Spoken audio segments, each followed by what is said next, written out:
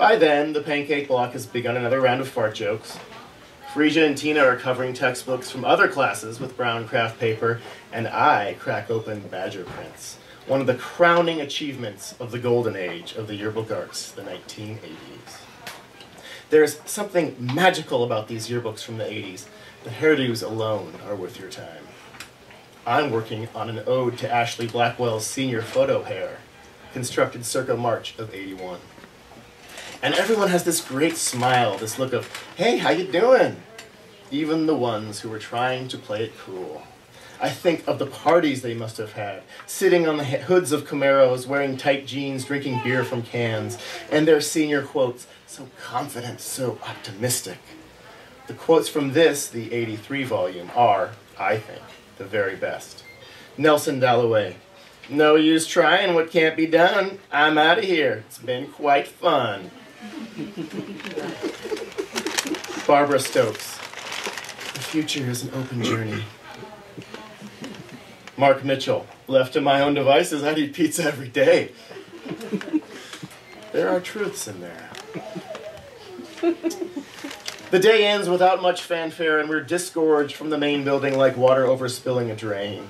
This is another feature of the unfortunate layout of our school. The doors of our classrooms open outward, straight into the maw of Mother Nature. So instead of indoor hallways, our genius architect decided, we have outdoor walkways. From the edge of the student lot, my favorite place to stand and wait. I scan the throng, surging moth-like toward the sunlight for tidbits of useful intelligence.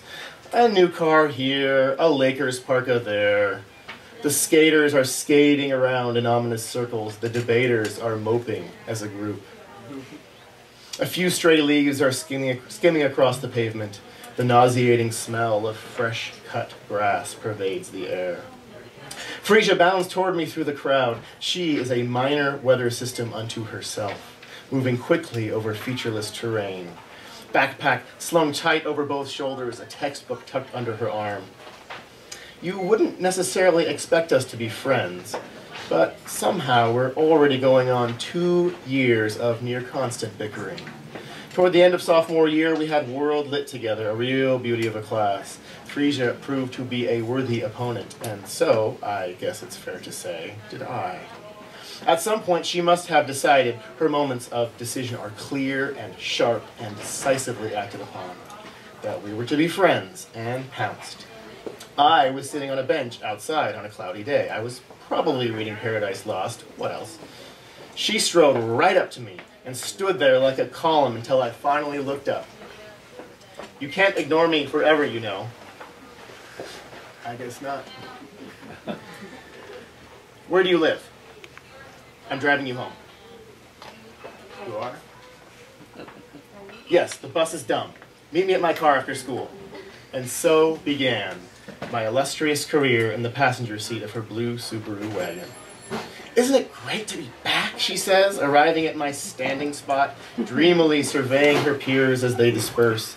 Her features are sharp, a nose that turns up at the end, and high cheekbones that flare out when she smiles.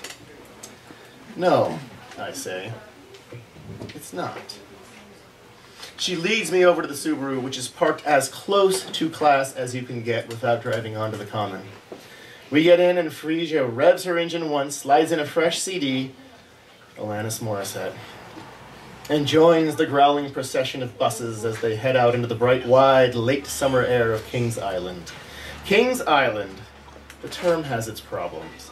Chief among them, the inconvenient fact that it isn't an island. It is, much to the dismay of the handful of hapless tourists we get during the summer, a peninsula. There are many peninsulas in the world, and many of them have interesting shapes. Ours is not an interestingly shaped peninsula. It's a slightly ovoid thing, like a long balloon or the head of a monitor lizard.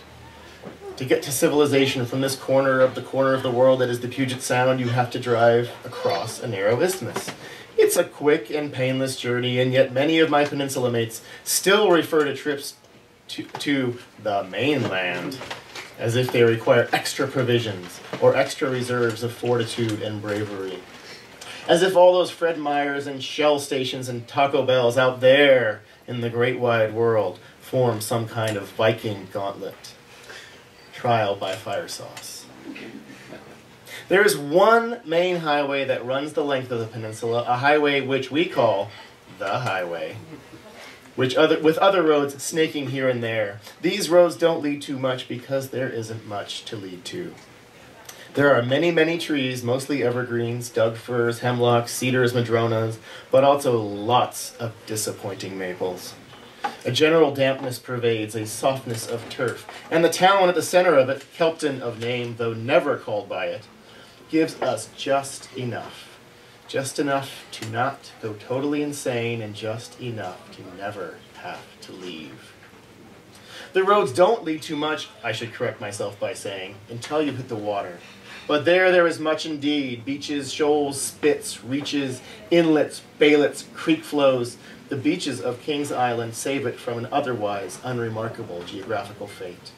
They are many in number, each of them littered with the driftwood that traveled all its 100,000 miles to arrive at our stickout. It's pretty much a given that we're heading to one of them now.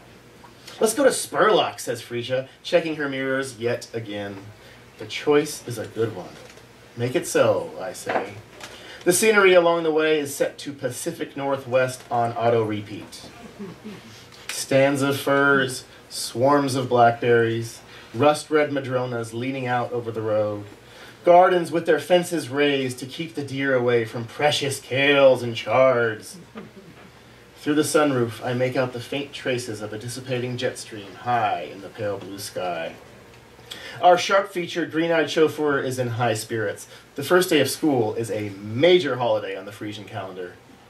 High enough to get bold with her line of inquiry.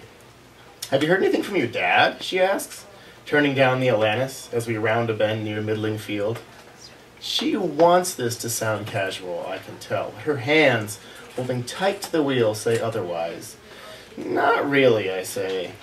The father, as I call him, used to be a writer. He had a hit way back in the 70s, an attempt at setting Paradise Lost in 1960s California, so I'm told. And then he went cold or quiet or something, and the literary world hasn't heard from him since. Now he only writes postcards. Most of the postcards he sends depict his latest place of occupation, the Metrodome in Minneapolis, where he's a stadium facilities coordinator. That's a fancy word for janitor. It seems that there are only two good shots you can get of the Metrodome. The first, as you might expect, is from above, where you get the stadium in glimpse eye perspective. It's an impressive shot if done correctly. The second is from within, where you are positioned as the tiny spectator looking up at the Teflon roof. But the first postcard he wrote wasn't a shot of the Metrodome. It was a picture of a fluffy orange kitten left on our kitchen table on a cold March morning toward the end of sophomore year. The text of it was short and not particularly sweet. Family. There comes a time in a man's life when he must venture forth to find the things he's left behind. And so it is I bid you adieu. Where I fly is hell, it may be true, but I myself refuse to yield to it. Signed, E.N.S. Since then, my mother and my sister and I have clambered forward, unsure as of yet, it seems, just how to fill the silence of the void he left behind. Here we are, says Frisia. She bursts from the car and starts marching toward the water. Spurlock Spit is one of the few beaches on Kings Island that is reliably sandy. And in the sun, the sand is hot, and the logs are warm, and the water so bright that you can barely look at it. By the time I've gotten out of the car, Frisia is already halfway to the water. "Are you coming?" she shouts, turning to check my progress from the edge of the sand. The same stretch of sand where the father used to throw a frisbee to our dog. Not just yet, I say, too low for her to hear. I'll stand some more and wait a little longer. Bravo.